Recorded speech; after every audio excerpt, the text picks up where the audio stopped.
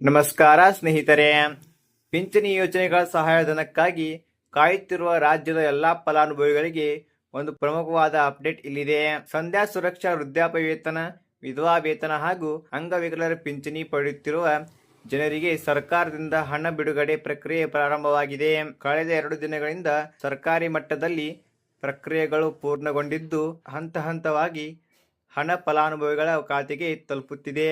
ಒಂದೇ ಬಾರಿಗೆ ಇಡೀ ರಾಜ್ಯಕ್ಕೆ ಹಣ ಪಾವತಿಸಲು ಸಾಧ್ಯವಾಗದ ಕಾರಣ ಪ್ರಾಯೋಗಿಕವಾಗಿ ಕೆಲವು ಜಿಲ್ಲೆಗಳಿಗೆ ಮೊದಲ ಹಣ ಜಮಾ ಆಗಿದೆ. ಉಳಿದ ಬಹುತೇಕ ಜಿಲ್ಲೆಗಳಿಗೆ ಮುಂದಿನ 3 ರಿಂದ 4 ದಿನಗಳಲ್ಲಿ ಹಣ ತಲುಪುವ ನಿರೀಕ್ಷೆ ಇದೆ. ನಿಮಗೆ ಇನ್ನೂ ಹಣ ಜಮಾ ಆಗಿಲ್ಲದಿದ್ದರೆ ಗೂಗಲ್ ಪ್ಲೇ ಸ್ಟೋರ್ನಿಂದ ಡಿಬಿಟಿ ಕರ್ನಾಟಕ ಆ್ಯಪ್ ಡೌನ್ಲೋಡ್ ಮಾಡಿ ನಿಮ್ಮ ಆಧಾರ್ ನಂಬರ್ ಬಳಸಿ ಲಾಗಿನ್ ಆಗುವ ಮೂಲಕ ಪಿಂಚಣಿ ಸ್ಟೇಟಸ್ ಪರಿಶೀಲಿಸಬಹುದು.